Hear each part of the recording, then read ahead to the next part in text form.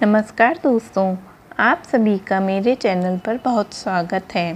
सावन का पहला संकटी चतुर्थी व्रत भगवान गणेश जी को समर्पित है और इस दिन इनका पूजन करने से व्यक्ति के जीवन से सभी दुख व कष्ट दूर हो जाते हैं। सावन के महीने में आने वाले इस व्रत का विशेष महत्व माना गया है। यह व्रत भगवान शिव जी के पुत्र गणेश जी को समर्पित है और इस दिन इनकी आराधना करने से सभी मनोकामनाएं पूरी होती हैं। सावन के महीने में आने वाली इस चतुर्थी को गजानन संकटी चतुर्थी कहा जाता है और इस व्रत में चंद्रमा के पूजन का भी विशेष महत्व माना गया है। तो आइए जानते हैं हम इस व्रत के बारे में। सावन का पहला संकटी चतुर्थी व्रत वैदिक पंचांग के अनुसार सावन के कृष्ण पक्ष की चतुर्थी तिथि यानी 24 जुलाई बुधवार को सुबह 7:30 पर शुरू होगी और इसका समापन 25 जुलाई को सुबह 4:40 पर होगा। उदया तिथि के अनुसार सावन का पहला संकटी चतुर्थी व्रत 24 जुलाई बुधवार के दिन रखा जाएगा। सावन में आने वाले इस व्रत को गजानन संकटी चतुर्थी व्रत कहा जाता है और इस व्रत में कई बन रहे हैं शुभ संयोग। इस व्रत का पहला शुभ संयोग है कि यह व्रत बुधवार के दिन पड़ रहा है और बुधवार का दिन भगवान गणेश जी को ही समर्पित होता है। संकटी चतुर्थी व्रत के दिन भी गणेश जी की आराधना की जाती है और इसके आजवा वैदिक पंचांग के अनुसार 23 जुलाई को गजानन संकटी चतुर्थी व्रत के दिन सौभाग्य और शोभन योग भी बन रहे हैं।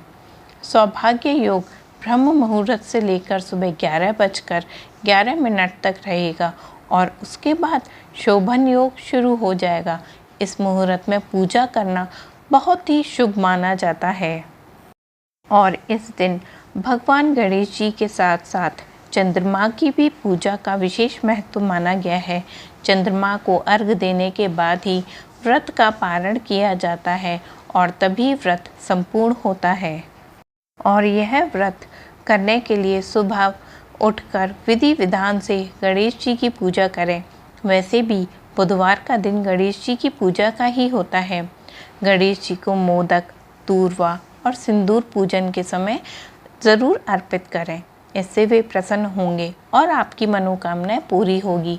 गणेश जी का आशीर्वाद पाने के लिए ओम गंग गणपतये नमः मंत्र का जाप करें। इसमें गणेश जी का बीज मंत्र ग भी शामिल है। यह गणेश जी का मनोकामना पूर्ति मंत्र है। बुधवार को व्रत रखकर गणेश जी की पूजा करने से बुध दोष भी दूर होता है। बुध ग्रह को मजबूत करने के लिए बुध के बीज मंत्र का जाप करें और इस दिन गाय को हरा चारा खिलाएं। श्रावण श्री गणेश संकटी चतुर्थी व्रत कथा के अनुसार इस व्रत को धर्मराज युधिष्ठिर ने किया था। जब धर्मराज अपने राज्य से होकर अपने भाइयों के साथ वन में चले गए तब उन्होंने भगवान कृष्ण से अपने कष्टों को लेकर जो प्रश्न किया था उस कथा को आप सुनिए। युधिष्ठिर भगवान श्री कृष्ण से पूछते हैं कि हे पुरुषोत्तम, ऐसा कौन सा उपाय है जिससे हम वर्तमान संकटों से मुक्त हो सके, हम लोगों को आगे किसी प्रकार का कष्ट ना भोगना पड़े, कृपया ऐसा उपाय बताएं। तब वह कहते हैं, जब युधिष्ठिर विनम्र भाव से हाथ जोड़कर बार बार अपने कष्टों के समाधान का उपाय पूछने लगे तो श्री कृष्ण ने कहा, राजन, प्रत्येक कामनाओं को पूरा करने वाला एक महान गुप्त व्रत है। हे युधिष्ठिर, इस व्रत के बारे में मैंने कभी किसी को नहीं बताया। हे राजन, प्राचीन समय में तब सतयुग था। तब पर्वतराज हिमाचल की कन्या पार्वती ने शंकर जी को पति रूप में पाने के लिए घने वन में जाकर कठोर तपस्या की, लेकिन भगवान शिव जी प्रसन्न नहीं हुए। तब पार्वती जी ने गणेश जी का स्मरण किया।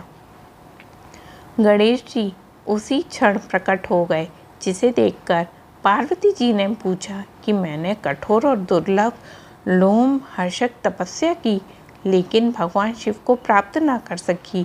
कृपया आप मुझे अपने कष्ट विनाशक दिव्य व्रत, जिसे नारद जी ने कहा है, और उसके महत्व के बारे में बताइए। और तब पार्वती जी की बात सुनकर गणेश जी उस कष्टनाशक शुभदायक व्रत का वर्णन करने लगे। गणेश जी ने कहा, अत्यंत पुण्यकारी और समस्त कष्टनाशक व्रत को कीजिए, इससे आपकी सारी मनोकामनाएं पूरी होंगी और जो व्यक्ति इस व्रत को करेगा उसे सफलता ज़रूर मिलेगी। श्रावण मास के कृष्ण पक्ष की चतुर्थी की रात में चंद्रदेव का पूजन करना चाहिए। उस दिन मन में संकल्प लेना चाहिए कि जब तक चंद्रोदय नहीं होगा तब तक मैं भोजन नहीं करूँगी या करूँगा। पहले गणेश पूजन कर ही भोजन करूँगी। इसके बाद सफ़ेद तिल के जल से स्नान करना चाहिए। फिर मेरा पूजन करने के बाद अपनी सामर्थ्य के अनुसार सोने, चांदी, तांबे या मिट्टी के कलश में जल भरकर उस पर गणेश जी की प्रतिमा स्थापित करनी चाहिए।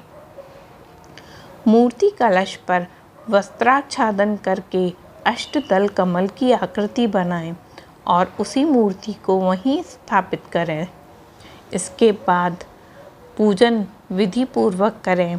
प्रतिमा का ध्यान करते हुए कहें, हे लंबोदर, 4 भुजा वाले, 3 नेत्र वाले, लाल रंग वाले, हे नील वर्ण वाले, शोभा के भंडार, प्रसन्न मुख वाले गणेश जी, मैं आपका ध्यान करता या करती हूँ। हे गजानन, मैं आपका आवाहन करती हूँ। हे विघ्नराज, आपको प्रणाम करती हूँ। यह आसन है। इसके बाद कहें, लंबोदर, आपके लिए यह पात्र है। हे शंकर सुवन, आपके लिए यह अर्घ है। हे उमापुत्र, आपके स्नानार्थ जल है। हे वक्रतुंड, यह आपके लिए आचमनीय जल है। हे शुभकर्ण, यह आपके लिए वस्त्र हैं। हे सुशोभित, ये आपके लिए यज्ञोपवीत हैं। हे गणेश्वर, ये आपके लिए रोली चंदन है। हे विघ्न विनाशक, यह आपके लिए फूल हैं। हे विकट, यह आपके लिए धूपबत्ती है। हे वामन, यह आपके लिए दीपक है। हे सर्वदेव, ये आपके लिए लड्डुओं का नैवेद्य है। हे देव, ये आपके निमित्त फल हैं। हे विघ्नहर्ता, ये आपके निमित्त मेरा प्रणाम है। प्रणाम करने के बाद क्षमा प्रार्थना करें और इस तरह से पूजन करके भगवान को भोग लगाएं। हे देवी, देसी घी से 15 लड्डू बनाएं। सबसे पहले भगवान को लड्डू अर्पित करें, फिर उसमें से 5 लड्डू ब्राह्मणों को दान दें और अपने सामर्थ्य अनुसार उनको दक्षिणा भी दें। फिर चंद्रोदय के समय चंद्रमा को अर्घ दें। अर्घ देते समय कहें, हे देवी, तुम सब तिथियों में सर्वोत्तम हो, गणेश जी की प्रिय हो।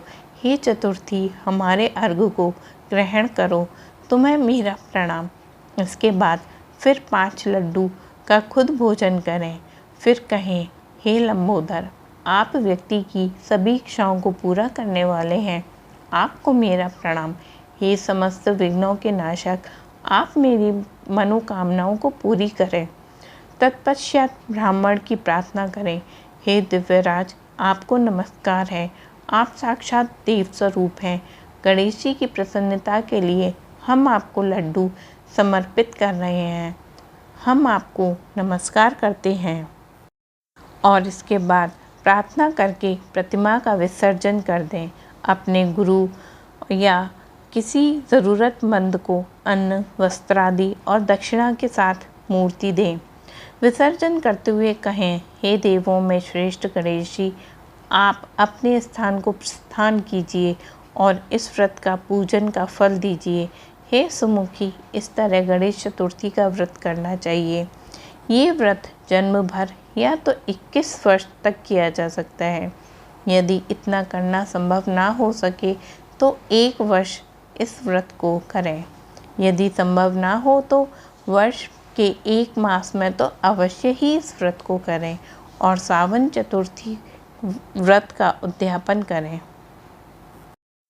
और इस तरह संकटी चतुर्थी व्रत का समापन यहाँ होता है। आप सभी का दिन मंगलमय एवं शुभ हो।